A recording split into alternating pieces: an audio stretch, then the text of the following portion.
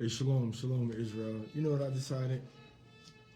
I said, let me just get on here real quick and go into the book of Proverbs. And I want to start with the first verse because I really want to give you the tools that you need. I could start in Ecclesiastes, but I think I prefer to start in the book of Proverbs just because that book has stood out in terms of wisdom over the test of time. It stood the test of time. And we know that Proverbs, all right, are the things that really captivate our people in terms of sayings and what to do and guidance about different situations. So I want to start in Proverbs chapter 1, verse 1. All right, and it reads as follows. The Proverbs of Solomon, the son of David, king of Israel. Now, Proverbs means like sayings. The sayings of Solomon. Solomon, or Shlomo, or Shalomah, means the peaceful one. The son of David. Peaceful one, son of the beloved. So you see the attributes that we're starting with are powerful. All right, king of Israel. Israel means prince of power. Listen to this. The peaceful one, son of the beloved one, the leader and ruler of the prince of power. Okay, this is what this verse means. So it starts off, their names and their titles start off from a very powerful position. All right, now, after this, Solomon tells us the reason he's writing the Proverbs. That's verse 2. The Proverbs of David, to know wisdom. The Proverbs of Solomon, son of David, he says, to know wisdom. That's why he's writing these things, and writing this so that you can know wisdom. So he says, to know wisdom. What does it mean to know wisdom? That means to have an intimate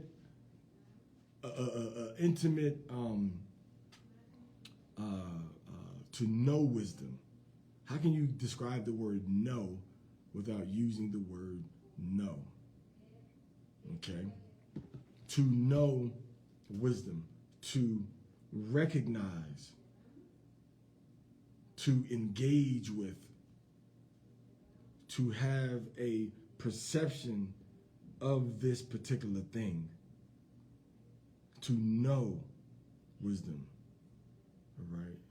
In the Hebrew, it's going to be yadah or yadi, which is going to be da'ith, which is going to be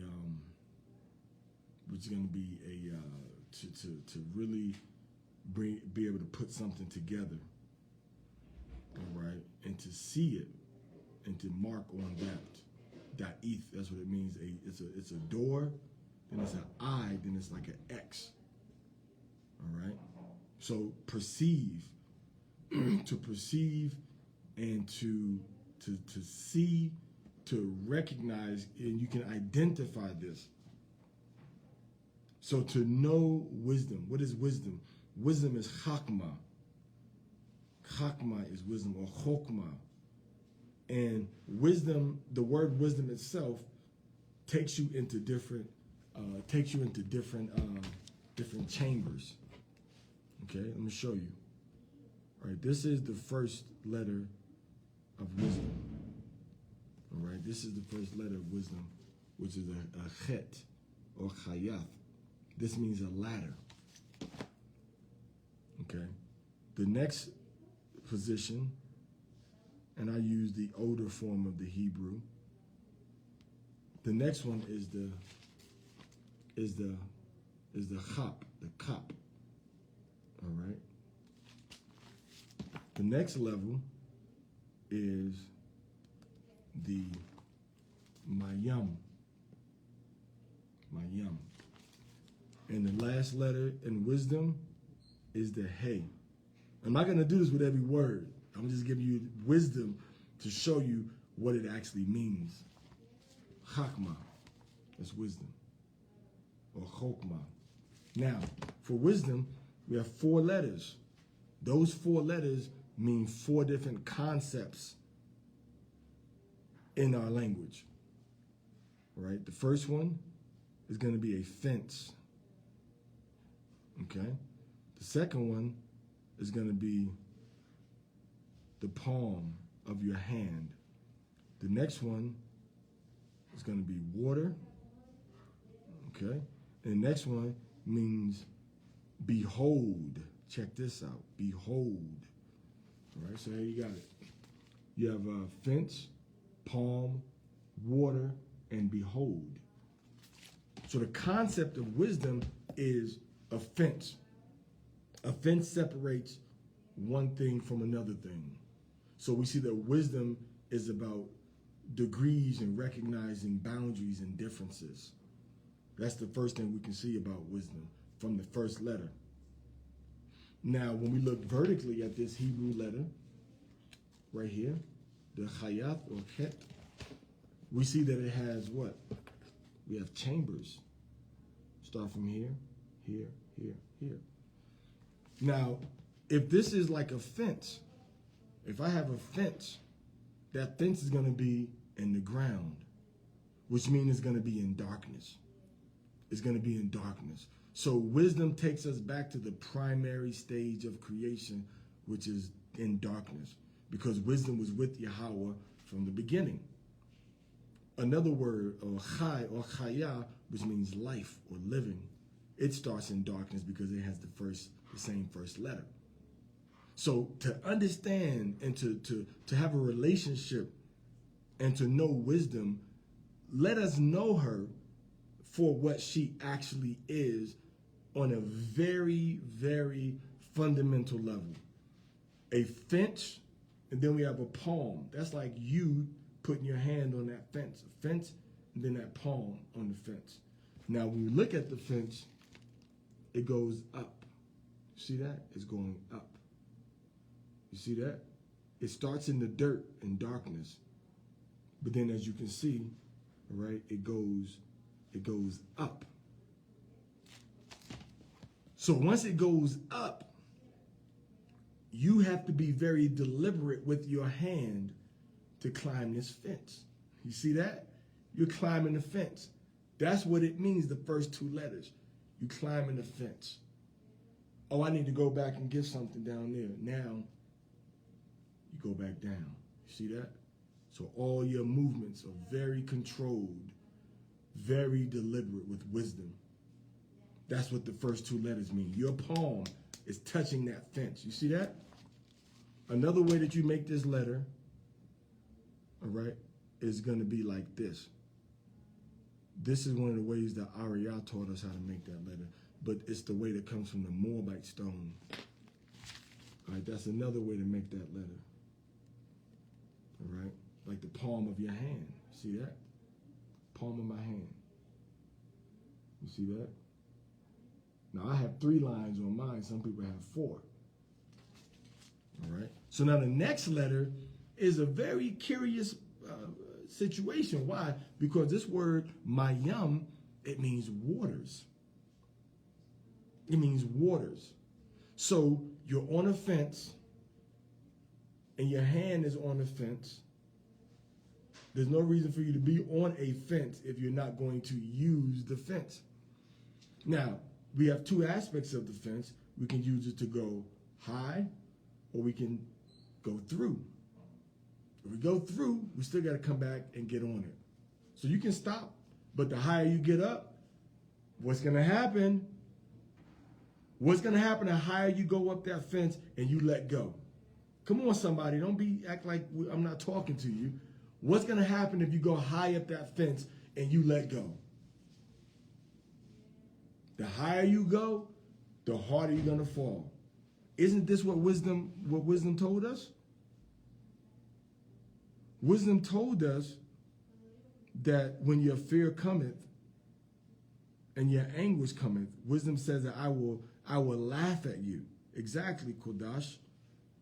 You're going to fall. Wisdom says if you don't go with, but you have said at naught all my counsel and would none of my reproof. I also will laugh at your calamity I will mock when your fear cometh. So wisdom is saying, you let go of me, you're going to fall hard.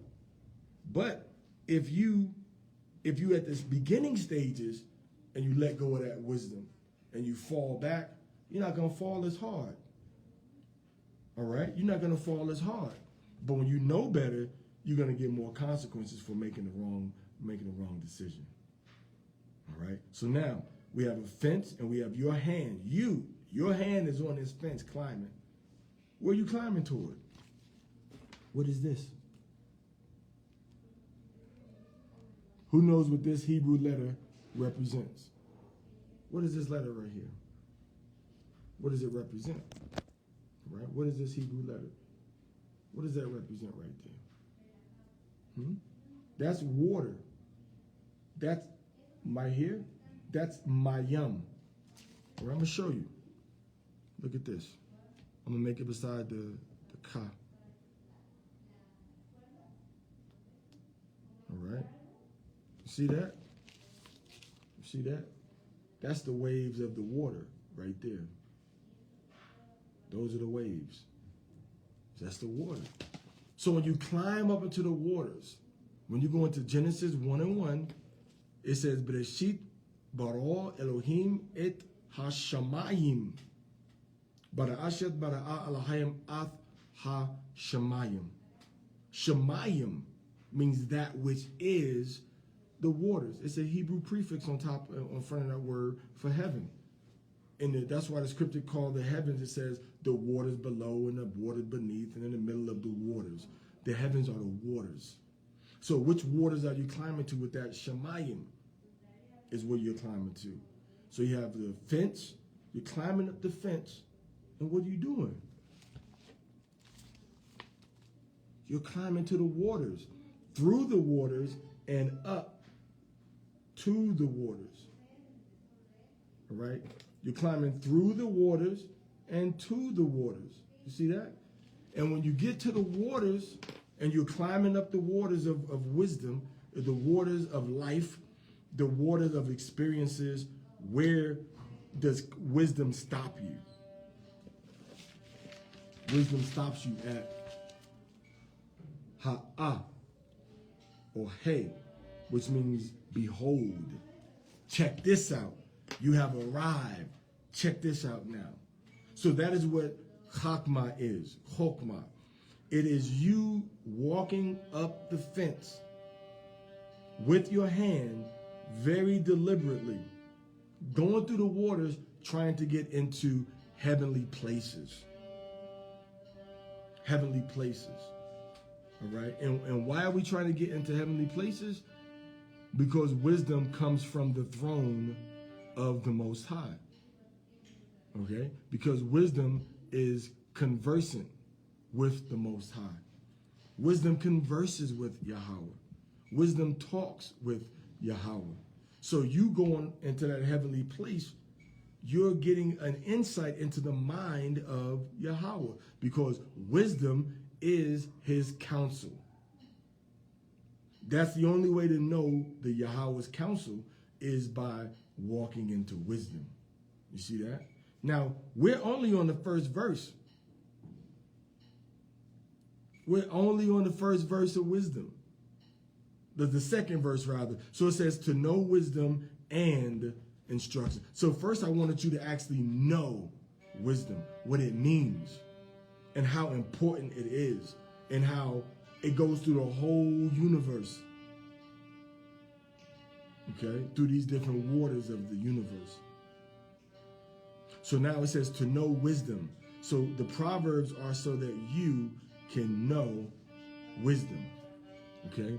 The Proverbs are so that you can have an understanding of wisdom.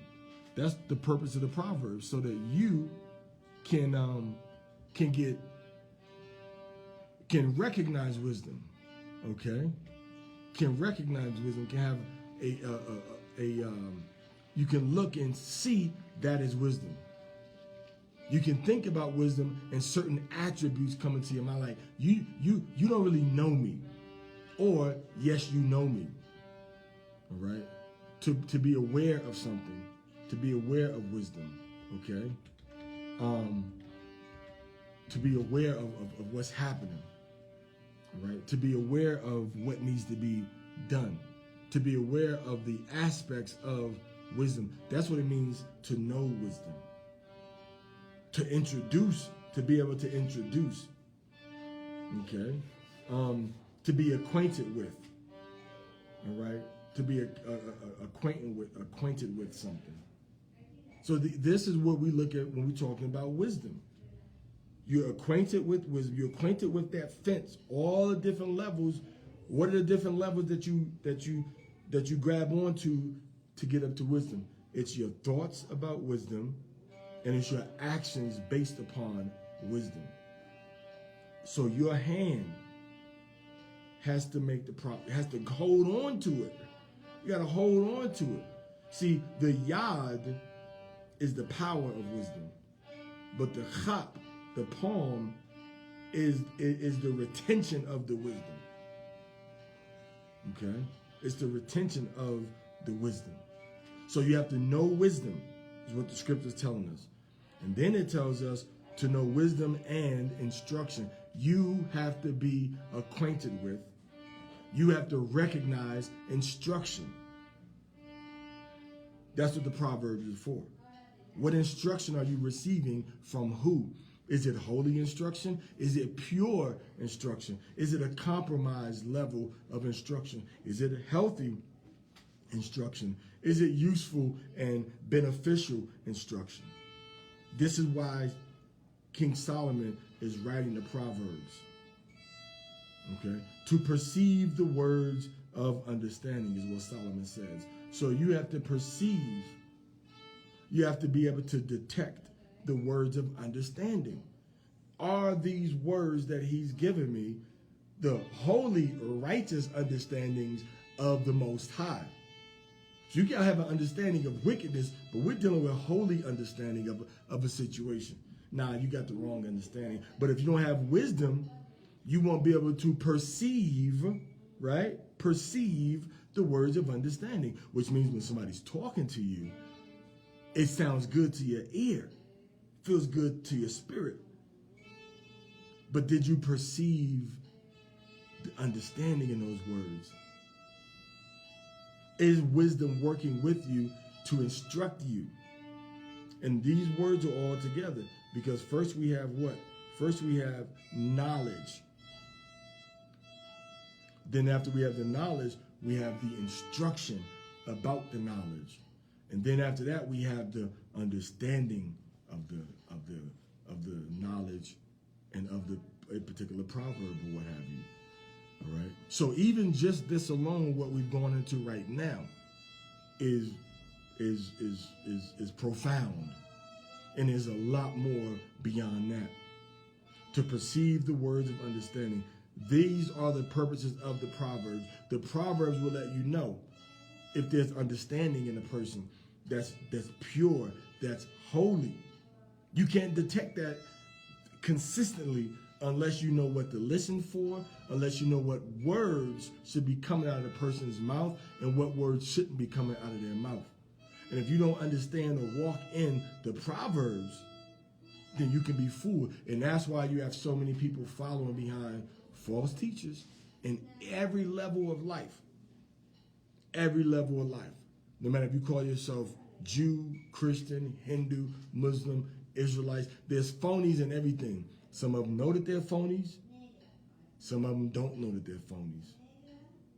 So if they don't know that they're phonies and they're trying to teach you something, they're going to be in error with the outcome that they're giving you. And you're going to be in error with the outcome of what they gave you. Why? Because you were not in a position to perceive the words of understanding. So your own advice to yourself, strangers' advice on social media, you can't just take it and run with it and paste it on your wall and share it. Why? Because it could be dangerous understanding. It could be evil understanding. Unless you are familiar with the basics of the Proverbs of King Solomon, you're really not in a position to spread anything that you don't get from the Bible. You see? Because you don't know what to look for. You can't really peep the whole scenery. So verse 2 of Proverbs chapter 1, Solomon says to know wisdom. All right? To know wisdom. That means that you have an awareness of wisdom, that you recognize wisdom, and you're acquainted with wisdom. How do you do that? You get that by reading inside these Proverbs. So you start from chapter 1. And that will give you a very solid overview of wisdom. It's the introductory chapter from King Solomon about wisdom. So to know wisdom, to perceive and to be aware of wisdom, that you are working with wisdom on that fence with your hand to go through the waters to behold the glory and the wonders and the beauty and the signs that come from being close to the counsel of Yahweh. This is only verse 2. Now, hopefully when we bring out verse 3, it won't be as long. It won't be as long. All right. It won't be as long. It'll be a little more fluid, and it'll be more swifter delivery. But meditate on what I've said so far. And then I want you to go through the Bible, and I want you to look through examples of how if you cannot perceive the words of understanding, somebody can tell you anything. So it's a perception. That sounds a lot like the discerning of the spirit, doesn't it?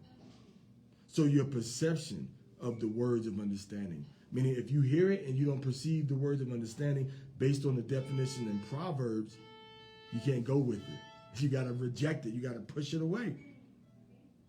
All right. So this is the initial groundwork for building up yourself through Hamashiach and through Yahweh's power and ultimate universal, beyond universal authority by reading the Proverbs, understanding wisdom, and knowing what step to take, what direction to go. This is where we are right now. Proverbs chapter 1, verse 1 and 2. All right? So the past 22 minutes, we've only stayed inside the text. We haven't really gone any place else. We've stayed in chapter 1. But you can stay in chapter 1 and get an abundance of understanding and what? Knowledge. Okay? All right, so that's going to be it for right now. May Yahweh bless you and protect you. In the name of his son, Yahweh Shih HaMashiach. I may be back later today. I may be back tomorrow. But we're going to be back, and we're going to go into these Proverbs. All right, shalom.